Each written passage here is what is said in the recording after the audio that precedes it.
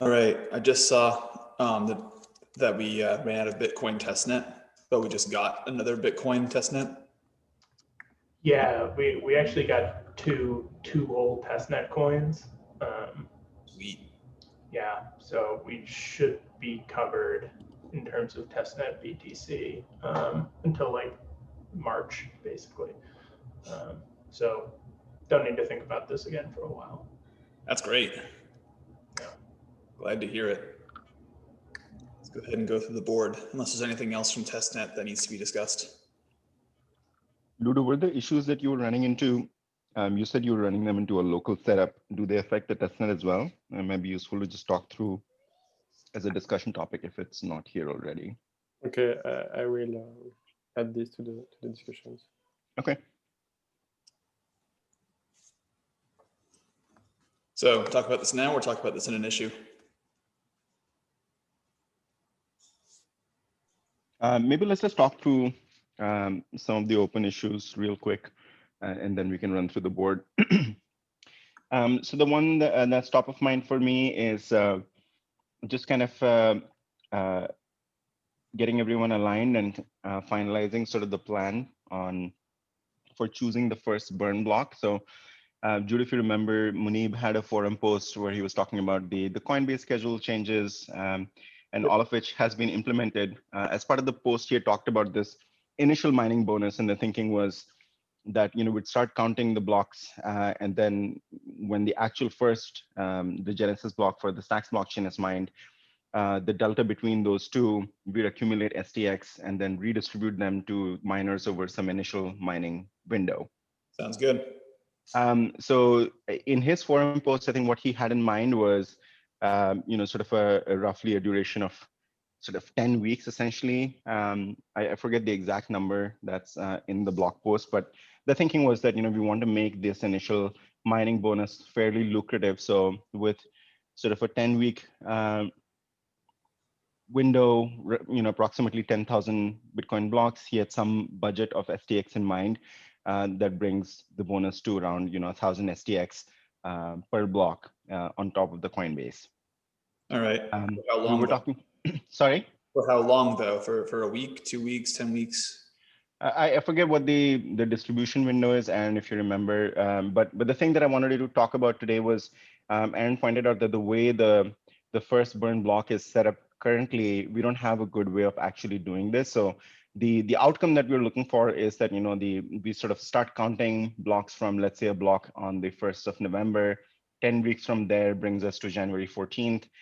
Whenever the Genesis block gets mined, for over the sort of window, the distribution window after that, we give out this bonus. So how do we actually do that in practice is the question that I wanted to bring up.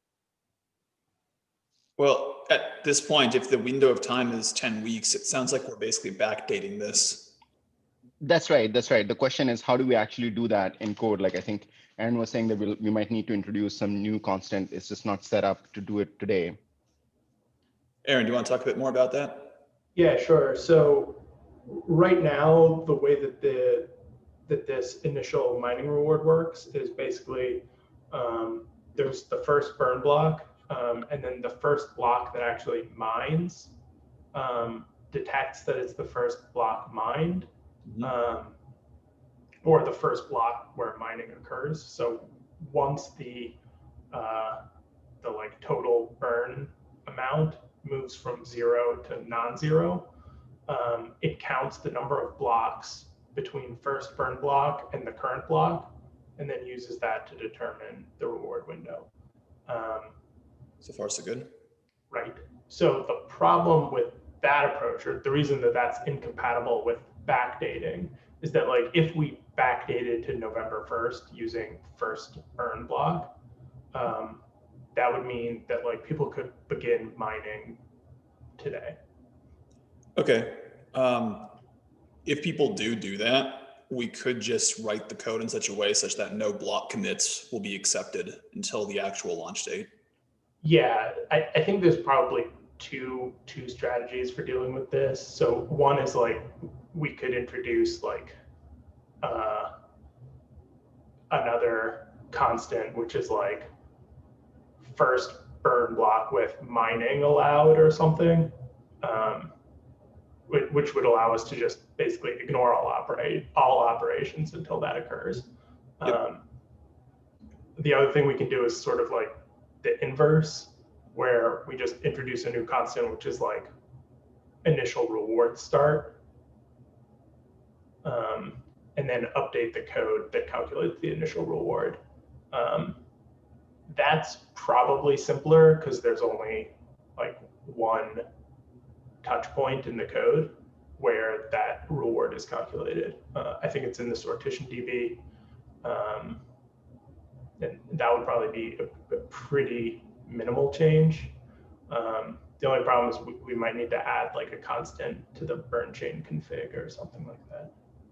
I mean, I like that idea better, like strictly better, because it means that we don't have to worry about a bunch of POX reward cycles passing and all of the fun that will entail.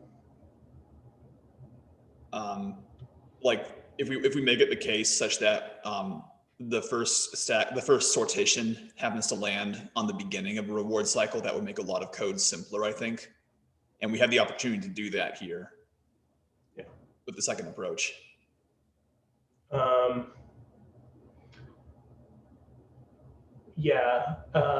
I think that that's true, but I think it's almost orthogonal.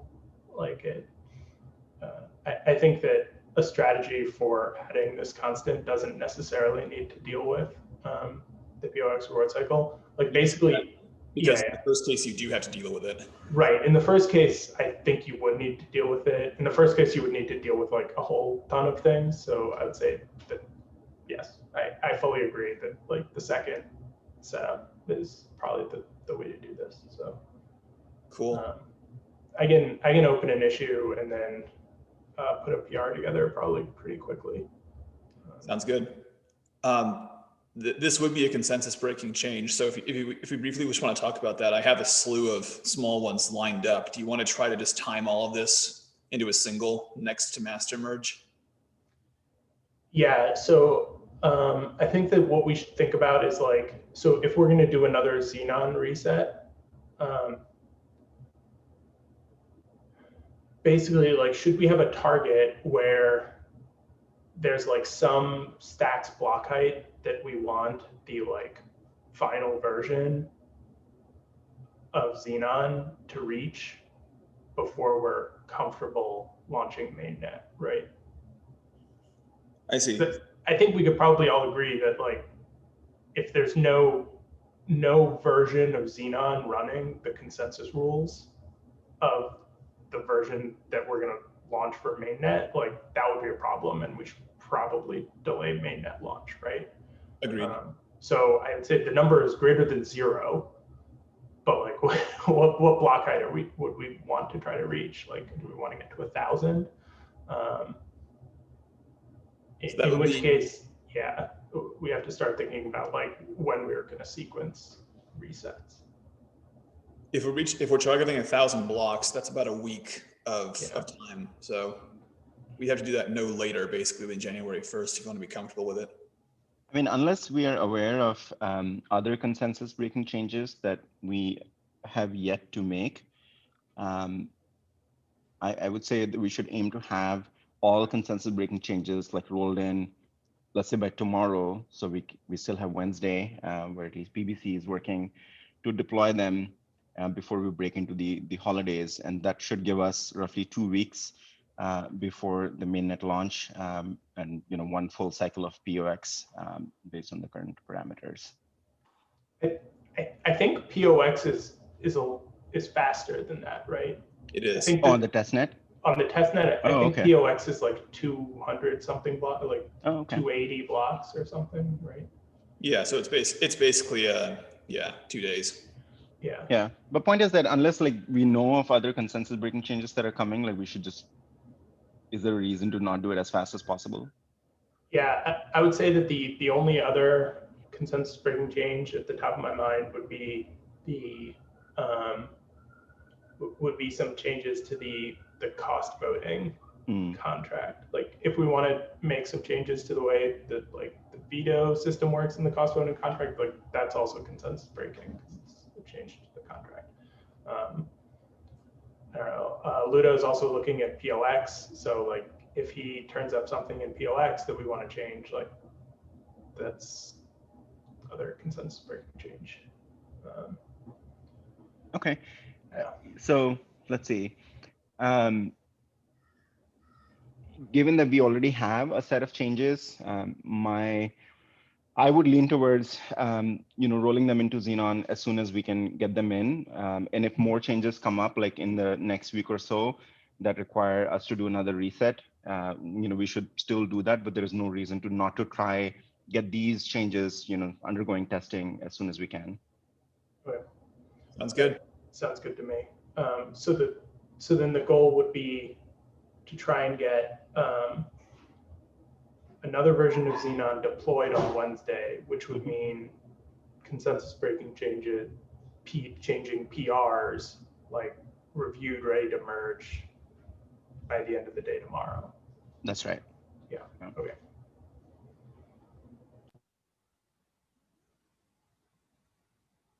All right, Ludo, do you want to talk through your issue as well before we head to the board?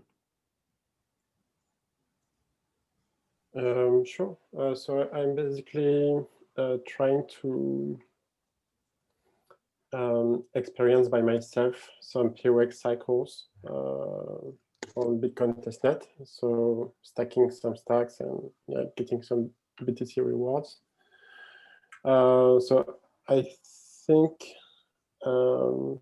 I found the first issue in the Stack.js library. I think that so when you interact with the contract, you are supposed to pass the hash bytes of the public key, right?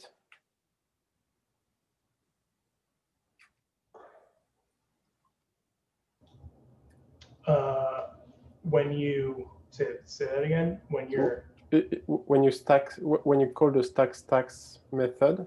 Okay. Yeah. On the smart contract. Yes. You need to pass the hash bytes of the public key and not the hash bytes of the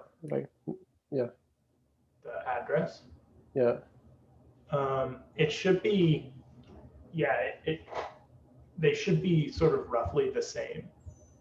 So if you call like in the Bitcoin JS library, like address decode or whatever, like you should get a version byte and then 20 bytes, which are the hash bytes. Okay. But okay, yeah, that might not be the issue. But so yeah, basically, so when I issue a transaction, in this case it was a stacks transaction, but I'm pretty sure that will be the case with any other kind of transaction. So my transaction is being mined in a microblock, and then the chain is halting one block later, and it's so I wonder if there's a race condition between the transaction being mined in a microblock and the transaction being mined in the next anchor block. When you say halting, what do you mean by halting? Like, is there a specific crash trace? No, it's not. So the node is not crashing, but it's not able to make progress anymore. So it looks like there's like a microblock missing or something. Yeah. I think this is like kind of the behavior we were seeing when we rebooted all the nodes last week, where when you reboot the node from Genesis, like it would stall basically at every block that had a transaction mined in a microblock. But wait, more specifically, it would stall if that transaction was bigger than 4 kilobytes. It would not stall if it was smaller. In fact, looking at the chain state for Xenon, we have plenty of mined microblocks. It's just that one microblock had a big transaction and there was a bug in the way in which we were handling the code. Yeah, I don't mean indefinitely stalled. Like the follower would stall for like 15 minutes or something. I mean, in this setup, I just have one miner and that's it. I'm like mining on myself. I just have one node. Do you have logs? Yeah, I have logs and everything. So yeah, I'm investigating this issue, and it's a good exercise to get into the microblocks logic, but yeah. But is this? Do you think that the theory makes sense? Like, can we have some kind of race condition where my miner is including a transaction in a microblock, and then starting the next anchor block and including that transaction in it as well? Because we did not, So I think it would be possible, but only if that block didn't descend from that micro block. Yeah. So if it picked that micro block as a parent, then it would try to mine that transaction into the anchor block, but then the nonce would be invalid because like it's already processed the transaction. So yeah. Yeah, under no circumstances can you mine a transaction twice. If you did manage to produce a block which mined a transaction that was also in its parent microblock string, the block will simply be rejected because it's invalid. Okay, I will follow up with more intel on this issue.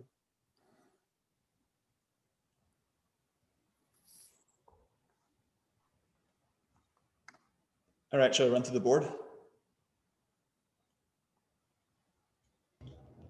Sure. Cool. Okay, review approved off-chain name database.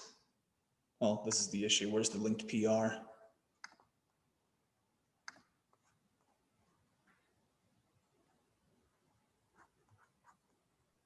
Oh, I remember we said last time that we're going to move this to the Stacks blockchain API repo, right? Because that's where the work is happening. How do we do that? Right there, Transfer you should issue. see a transfer issue. Okay. Yeah. Sorry, I forgot to do this. That's all right. Sorry, Stacks blockchain. Is this the right repo? Or is it It Stacks is. API? It's Stacks blockchain API. That's the right one. I can do this transfer. That's fine, Jude, if you want to carry on. You seem to have the ability to do that. Test coverage for Genesis consistency. I think we should be good on this. Is it still waiting for my approval? Yes.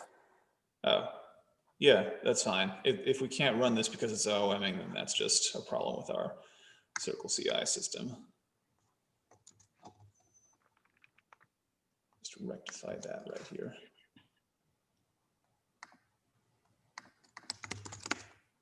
Cool.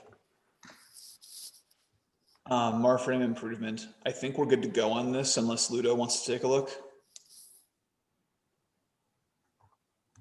Oh, I actually spent some time profiling this as well. So yes, would love to see the. Is that the fix, Aaron? Yeah. Yeah, that's the fix. Oh, cool. Okay. It's very interesting. It's like a nice little dive into like memory layout in Rust. Cool. Okay. Yeah, I'll look into it. I guess I shouldn't be surprised. I didn't know that enums with data in them, tagged enums, basically have the same semantics as C unions. Yeah. In which case, that all makes sense. Yeah. Reviews in progress. We have a docs issue here. I'm guessing it's just a typo. Take a look at that afterwards. It looks pretty straightforward.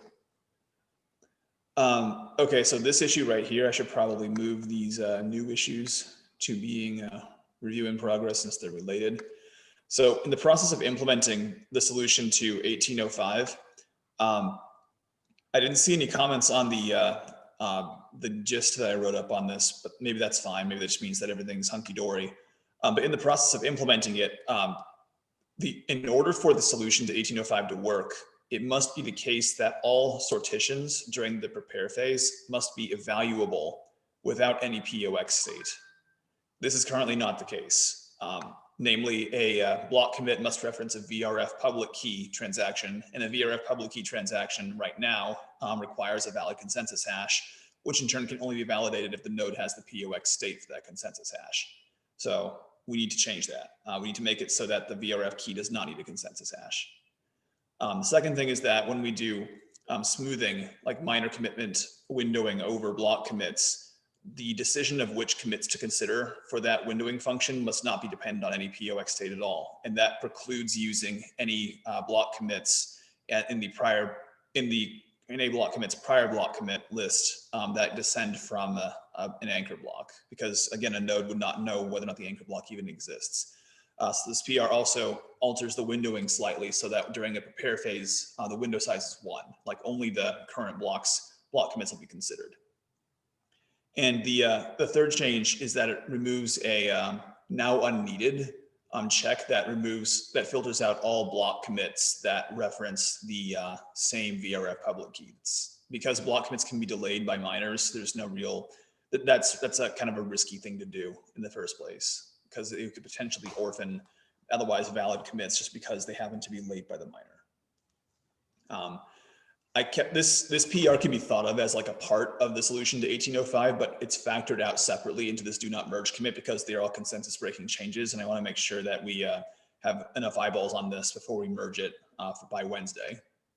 And this can be merged separately from the solution to 1805.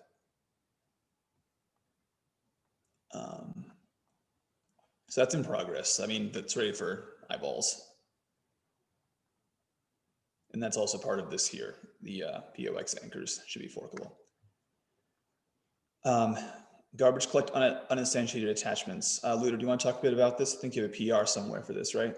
Sure. I think there's a PR in progress that you did review, and I think I addressed the concern that you've been expressing. So yeah, we should be good for another round. Cool. Do you know what the name of the PR was here? I'm trying to see it in reviews in progress. Or is it not part of the project? Because I know this is definitely PR sent already. This is 2204. Okay.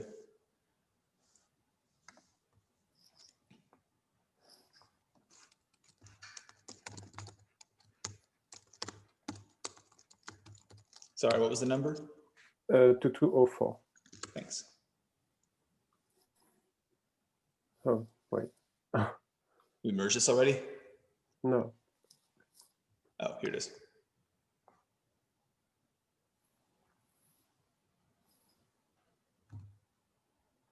Okay. Aaron, do you want to take a look at this too, or is just my feedback good enough?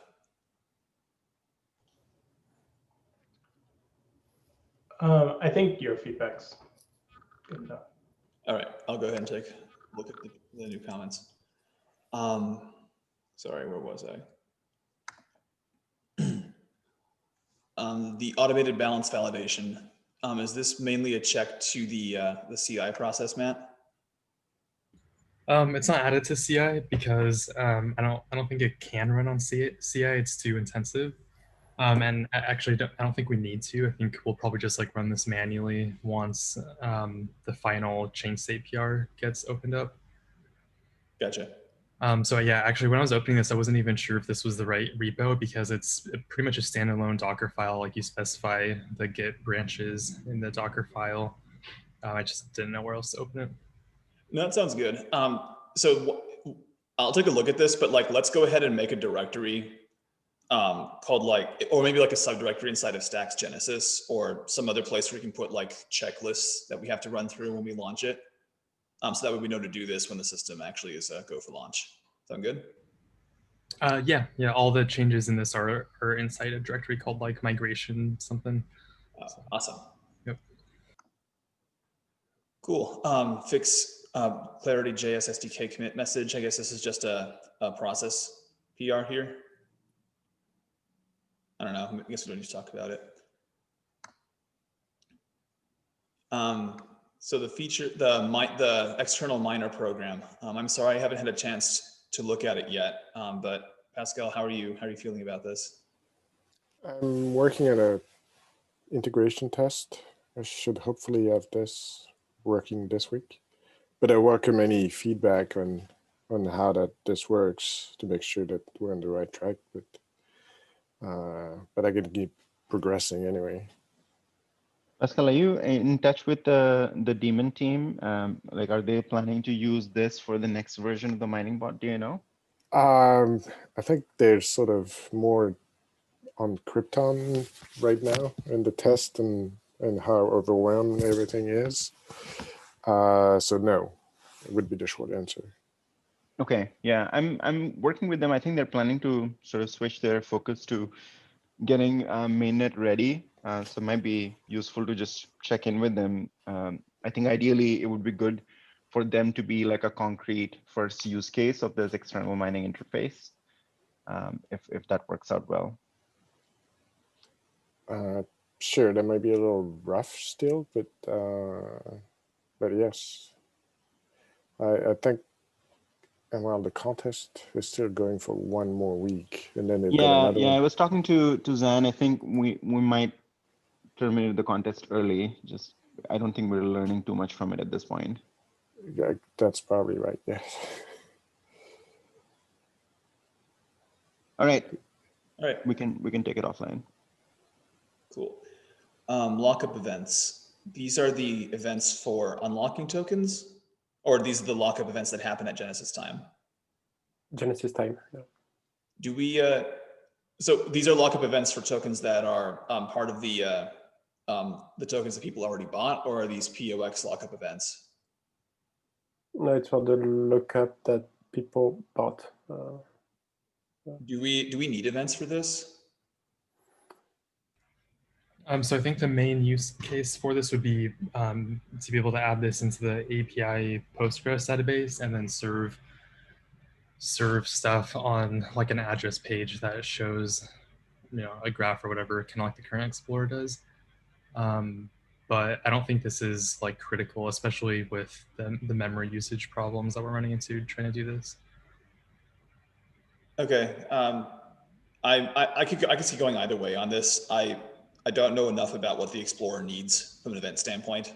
So if you guys can find a way to not do it, that's great too. Up to you. Yeah, Ludo, I would just like put this on hold for now. So maybe we can wait on Aaron's PR to merge and see how it goes with the math improvements. Yeah, because it goes from like whatever 3 point something gigs of RAM to significantly less. So yeah, got some breathing room. Compatibility fixes. Aaron, I think you haven't taken a look yet, but I know that I left some feedback. yeah, I'll take a look. What's the status of this, Ludo? feedback addressed. So yeah, ready for another round. Sounds good. I will put that on my to-do list for today. These are consensus breaking changes, right? Yeah. Okay, can you tag it as consensus critical? Sure. Thanks. We want to make sure it's merged in by Wednesday. Sounds good. Pascal, any movement on this? 1745 and 1760? Not per se yet. I'll still planning on working on this. The current algorithm should work, but it doesn't. So I'm not sure if there's something else we're missing. Well, I know that just looking at the Xenon chain state while mining, I don't see any, the only forks that I see happen at all on Xenon happen when some miner somewhere doesn't release a block they mined, and then they continue trying to mine off of it. So it may not even be, it may be a problem. It may not be the miner's problem, maybe like an anti-entropy problem or something like that. But it's still, I mean, before we moved to Xenon, it was still happening quite often with like 10 plus miners. Maybe because the blocks don't propagate fast enough to some of the miners. Possible, it's a function of the block time. We would need to test it out, but that's something that we have in progress as well with the test ground. So, because I looked again at the way it was working in the current miner, and it looks like it's doing the right thing, but it's just not propagating fast enough in some cases. At least it must be the reason, because Yeah, it could just be something else entirely. It may not be the miner's problem. and I'm not even, because on Krypton currently I've been running a miner, and I'm getting no blocks from miners, but on Krypton it's really messy because of probably the Bitcoin server is not responding, and with hundreds of miners, there's about 20 miners that can 25 miners that can actually send a commit block, because they have. So we're overwhelming the Bitcoin node is what you think is happening? I think overwhelming is it's not even starting to describe the. Yeah, if your UTXO size is measurable in megabytes, we're going to have problems. But I mean, even like I've been running a separate Bitcoin, it can't even catch up and getting the blocks. I see. But looking at just what the miner is getting, even as a follower, a lot of blocks are not even propagating correctly. Jay Wiley, you're on this call, right? Yes. Can you go ahead and update the issue for test ground? I think it's this one right here, updating test ground for large scale testing. Just to make a note of the fact that it's quite possible that once we get beyond 25 miners, we end up overwhelming the local Bitcoin node we're testing off of. Sure. Thanks. I think it might just be a necessary to just, I don't know what the default number of connections is for Bitcoin D. I know you can reduce it, but you might be able to also increase it. Yeah, it's something we just have to investigate more. But yeah, I think we might be able to rule out this being exclusively the miner's problem. I can definitely test this out. I'll just have to build a larger VM to do it. I'm kind of capped at around 10 instances at a time running currently. Okay, yeah, like we can work on this more offline. Just figuring out how to adequately test this when there's lots and lots of miners. Moving on, determine POX constants. I think this is part of your PR earlier, Ludo. This one up here.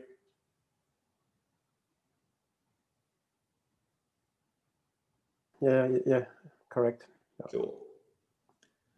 Do we have any progress on the conflicting nonce and mempool error? I think we had a PR for that, but I don't know if we're still seeing that problem though.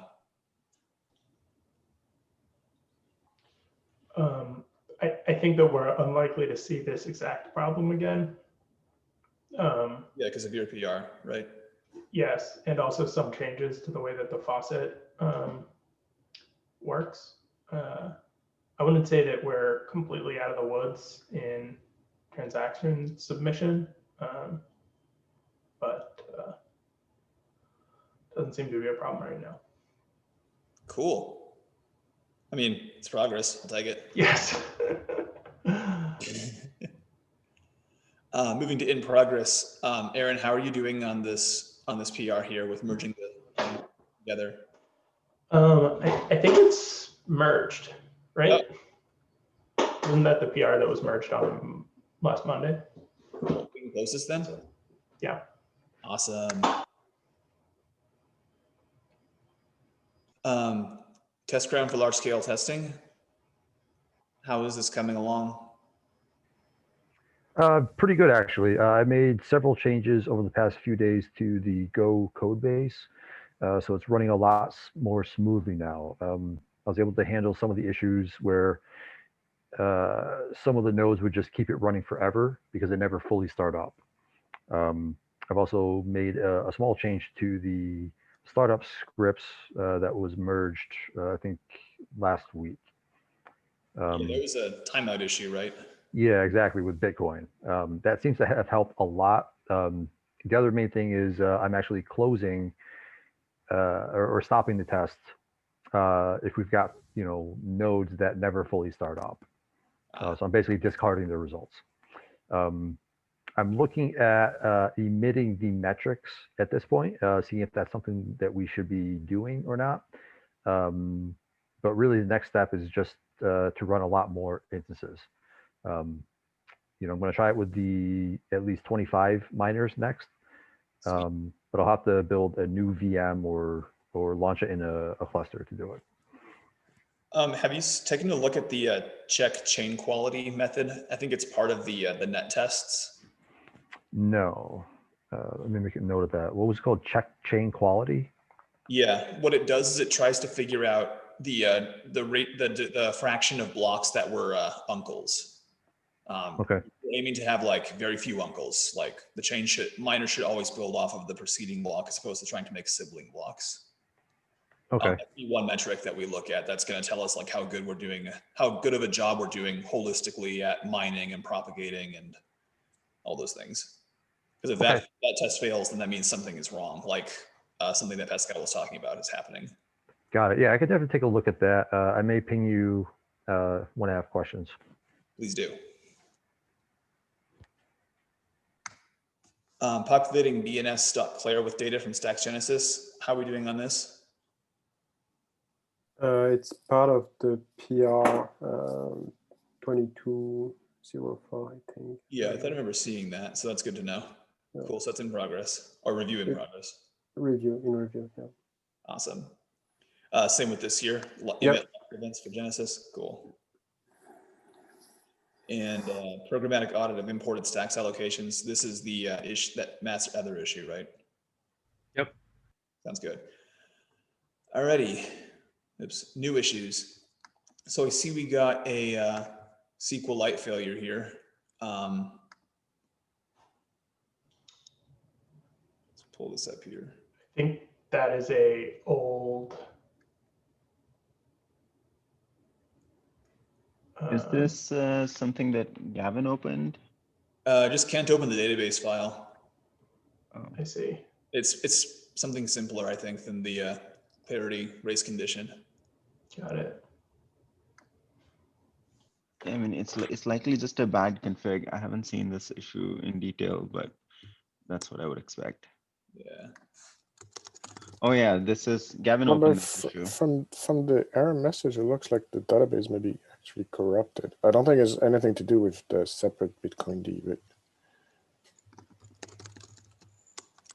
I didn't run into that issue on my setup, so. Alrighty, let's see what he says. Unique constraint failed in the Clarity CLI REPL. Do you want to talk a bit more about this, Pascal?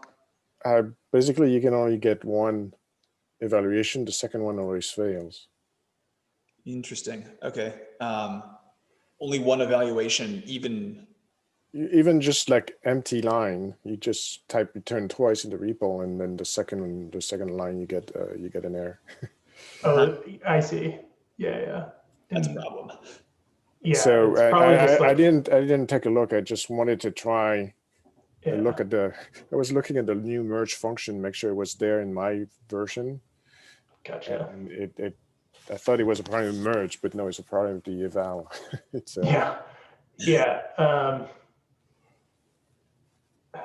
Is this REPL used by any of our tooling? Like like Ludo, you have like your build thing. It doesn't use this REPL, right? I think eval is used by the Clarity SDK, but maybe not in the it evals. It only calls it once, so that's what it is. Yeah. It has like a different call loop, so I don't know. I almost think we should remove the REPL. That would fix it too. Yeah. And delete the code. But yeah, I can try to take a look at this after tomorrow. Oh yeah, that's definitely not an urgent one, but Yeah.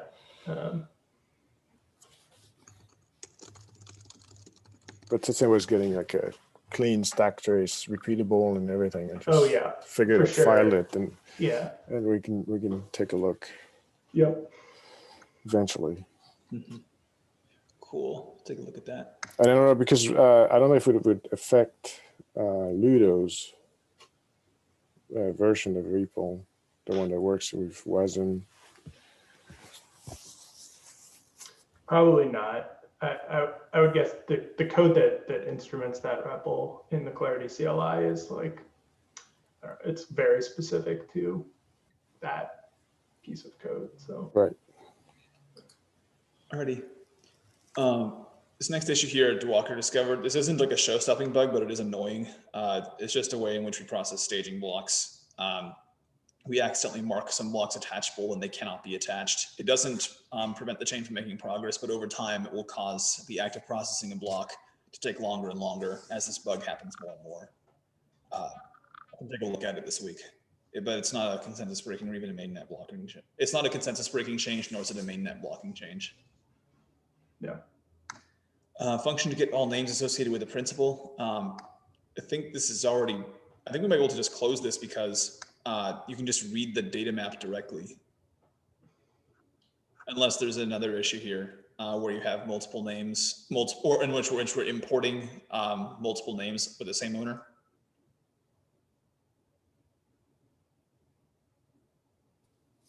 I think I have this question right here. So in the owner map, we're just tracking, we're just keeping track of like the last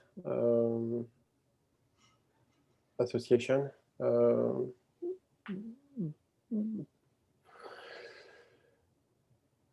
I can follow up in this issue. Yeah, we would need to think about what would happen if we do have to import multiple names that have the same owner here. It's quite possible we have none, but I don't know. We'd have to look at the actual import. Yeah, we do have that. Yeah, okay, I'll follow up. Oh, we do have a view?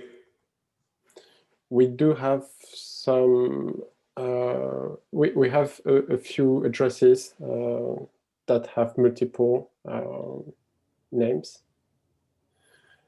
But this is like, I think we settled on this in the past. Like, yeah, the idea is to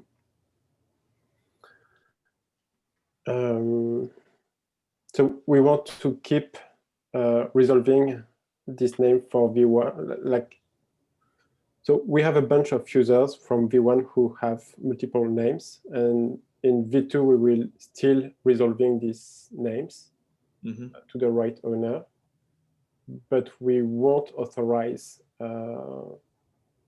new users to register multiple names. Right, but would this affect the owner name map, and would that have downstream consequences like being unable to update or transfer the name? That shouldn't be the case, no. Okay.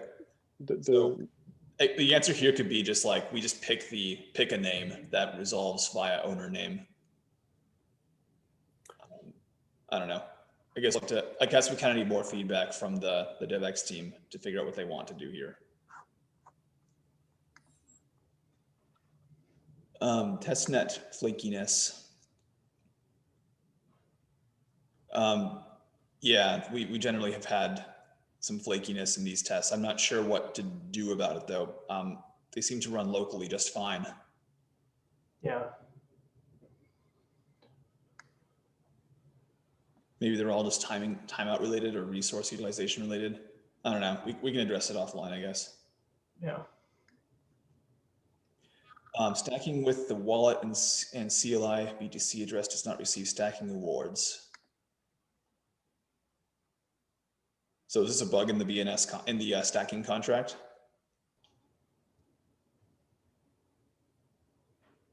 Or is this a bug in the tooling? this is the issue I'm looking at.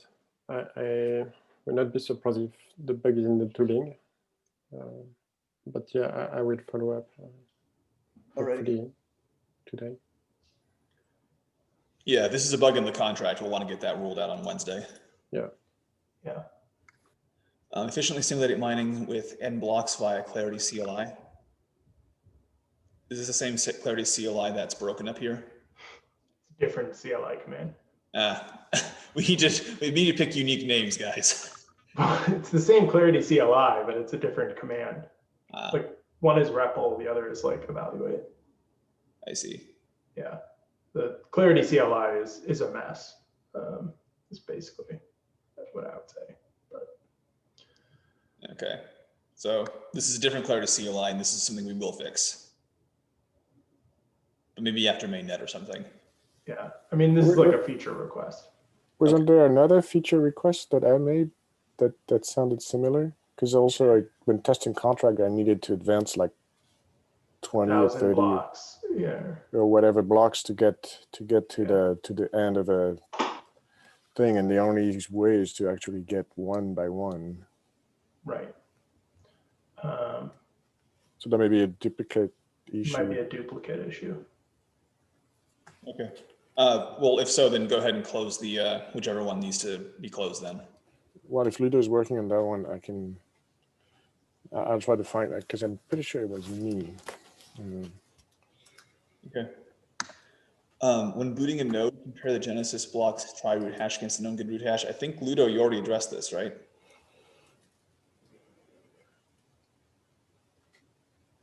Which one, sorry?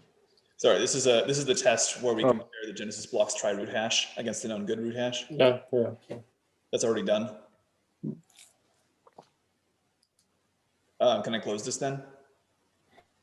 So wait, so there's a test for that, but it's not like part of the boot sequence. So do we want it to be the case? Like right now, the only thing I have is a test making sure that the code path that we are exercising when generating the chain state is matching something that we are expecting. I think we do want this as part of the boot test, the boot up test, but we don't have to worry about this until we have the final chain state data. Okay. I think.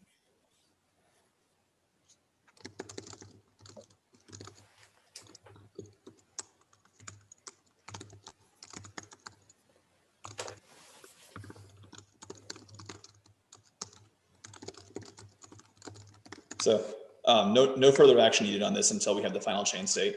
Having the test right now is totally fine. The reason we would want to do this is to make sure that if someone later on, like, after mainnet boots up a node and it doesn't, for whatever reason, calculate the correct root hash, it crashes right away. We don't have to worry about spending, several hours trying to figure out why. Sounds good. Cool.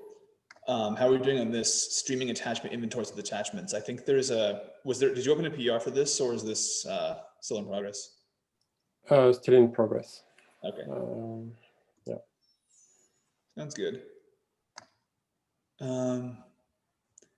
So Brad opened this one up. Is Brad on the call? I don't think so. Anyway, it's connectivity issue. In his case, he's using a cellular modem in Brazil to try to stream blocks from our Krypton node, I want to say. I'm not sure what to do about it. Like, it could very well be a problem in the Brazilian ISP, for example, deciding to throttle him. Maybe we can just increase the timeout threshold to make that configurable or something. Yeah, I wouldn't spend too many cycles on this. The Krypton setup, is not ideal for many reasons. So no, it's very hard to diagnose the problem too without actually being there. Last thing I want to talk about here is this was kind of a problem we talked about on Discord last week about trying to implement an anti-entropy protocol for mempool transactions. I might be able to get something working here if we can get 1805 out the door on schedule. Should we target this for mainnet, or do you want to wait until after mainnet? Because I'm not sure if this is a feature or a bug. So my feeling is that this would be really, really nice to have at mainnet. Without this feature, it's very likely that people will perceive our mempool as completely broken. That's a good point. So I'll go ahead and try to get this out the door then before we launch. Yeah, I think that The worry that I have about, I guess, 1805 is related basically to like how many reward cycles we're like trying to get through in Xenon. Like if we're going to launch with the fix of 1805 in place, we would want to have tested that on Xenon. I agree. I don't know where I'm going with this worry, but it's just my worry. Right. So Yeah. this can be deferred only if 1805 is not yet adequately tested, is what you're trying to say? Yeah, I think that's right. Yeah, that was my understanding too. I'll go ahead and add this comment though to that issue. I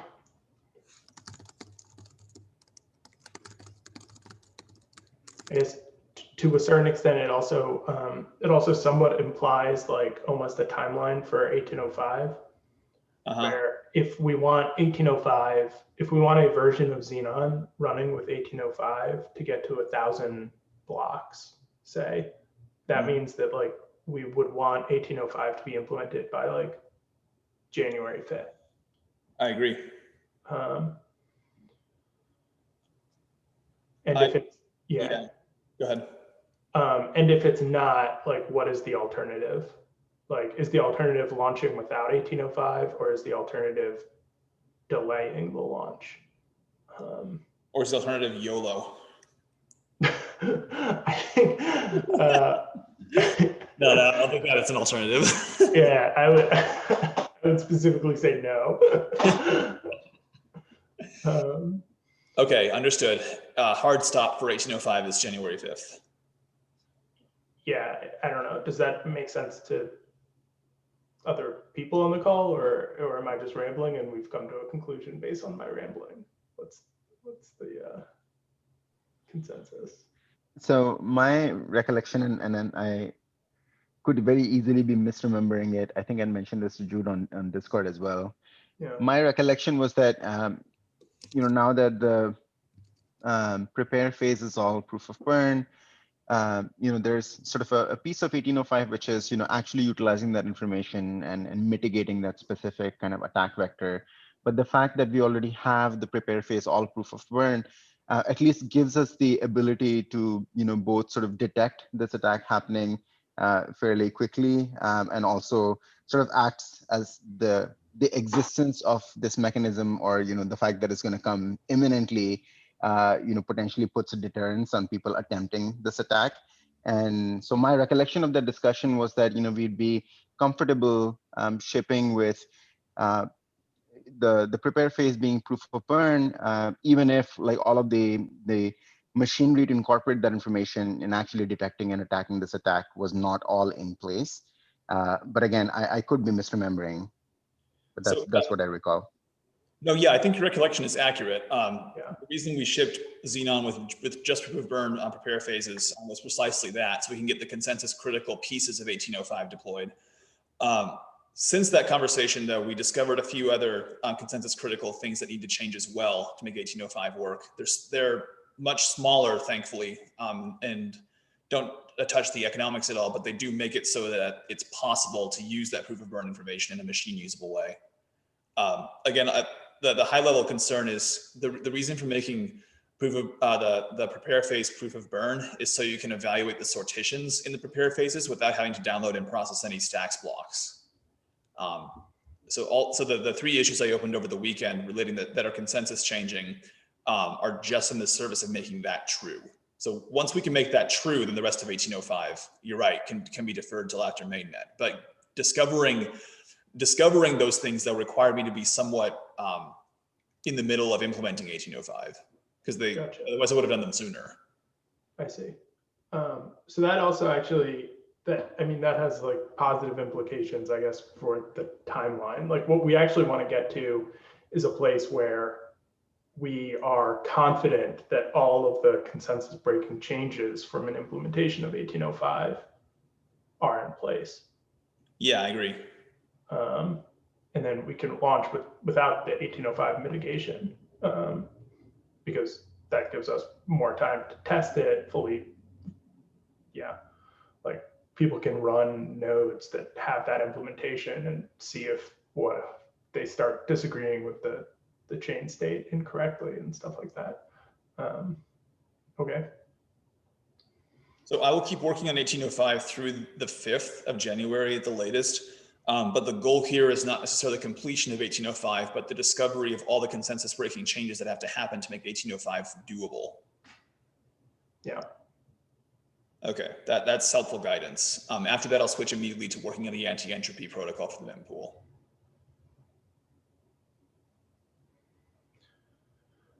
I know we're running out of time here, so do you want to touch these other discussion items real quick here? Delegated stacking design and the issue with the local independent Xenon setup? Sure. So for the first one, Alex, are you on the call? And he's not. So, okay, maybe we can postpone the discussion and wait for Alex. But yeah, Alex is basically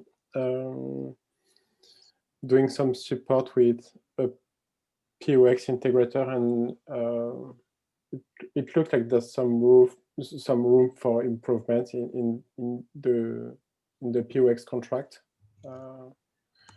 Okay.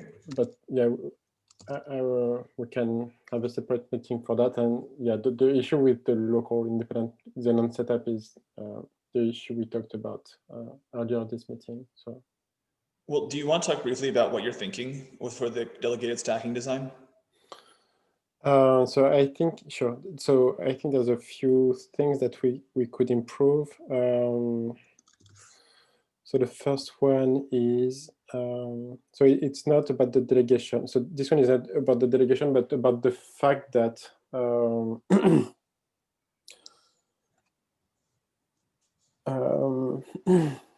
so if we look, for instance, at the exchange case, so in the case of an exchange, so you will have maybe one or multiple address that will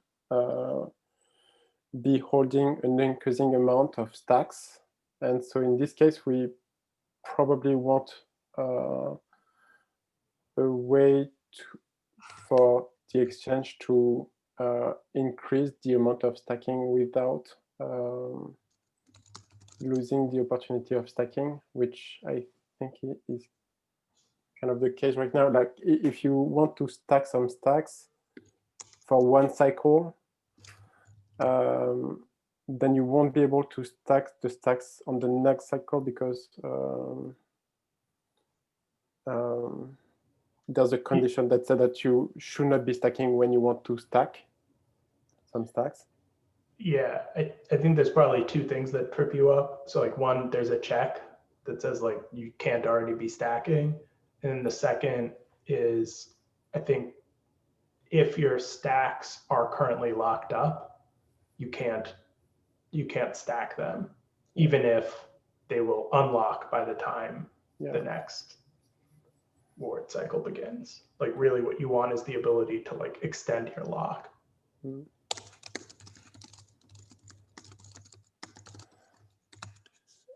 So yes, so there's that, and yeah, okay. No, go ahead, sorry. Extend and increase the number of tokens at the same time, probably both, right?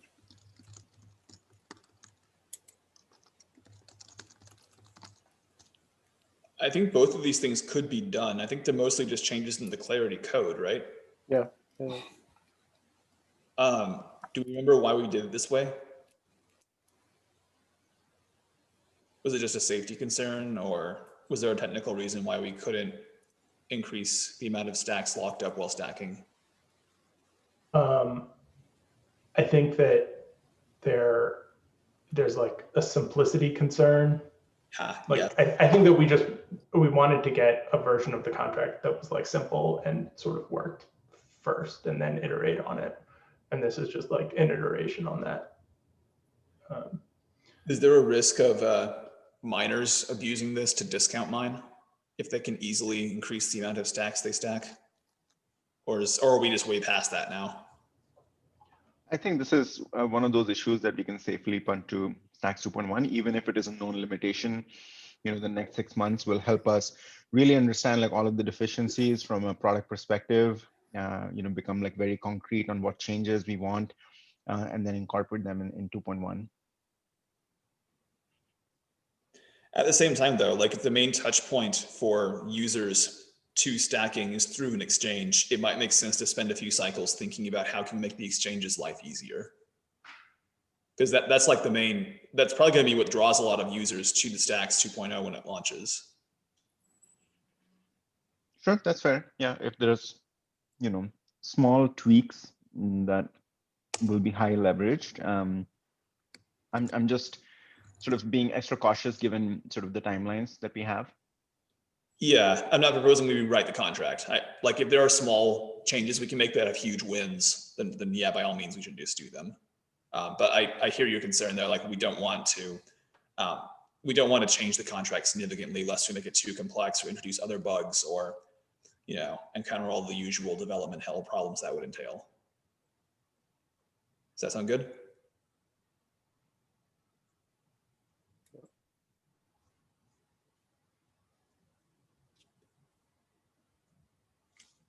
I don't hear any comments, so I guess we're good there. And also one thing, I don't know if it's clear for everyone, but are we all aware that the first POX cycle will be a burn cycle? Like it will be, yeah, the one did stack, so miners will be burning. Is that known to everyone? I knew it, but I don't know if that's generally known. I think it kind of makes sense if you think that about the fact that nobody can stack until the system is running. Yeah. Which necessarily means that the first reward cycle has to be proof of burn because nobody can stack before the first block. Isn't there something that needs to be changed in the contract if we have a burn sequence in between each reward cycle? Is that something the contract will already take into account? I'm not sure the contract cares. I think that the code path, but again, if I'm wrong about that, then we should obviously fix it. But the contract just looks at the length of the reward cycle to figure out whether or not you can stack. And you can't choose when your address comes up. All the burn period had changed was that once all the reward addresses had been cycled through, the prepare phase begins and is necessarily proof of burn at that point because there's no more reward addresses to go through. Does that make sense? Does it mean you're still locked during the burn cycle, even though Yes. you're not going? You're locked until the next reward cycle begins.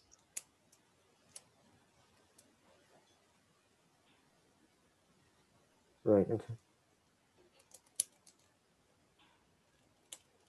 Maybe we can change that. But again, like let's focus on trying to keep the small tweaks, to keep this focused on small tweaks at this point. Right. I guess the impact might be if your tokens were supposed to be unlocked, then you get the burn cycle to relock them, as opposed to before you was back to back, right? That's true, but again, like if we tweak the code so that your tokens, you can relock your tokens if they would unlock in your targeted reward cycle, that might be sufficient to cover that case, and I think that might be a simpler change. But maybe we can take this offline, the discussion of the changes we would want to make to POX, because I think we're out of time in this meeting. Sure. Cool. I'm going to unshare my screen. I see in the chat we have a couple things. I see Ludo's been shit posting about me in the group chat. Anything else? All right. No, I hope everyone had a good Christmas, and if you don't see each other, very happy holidays to everyone. Take care, and we will see each other in 2021. Cool, sounds good. Happy Monday, everyone.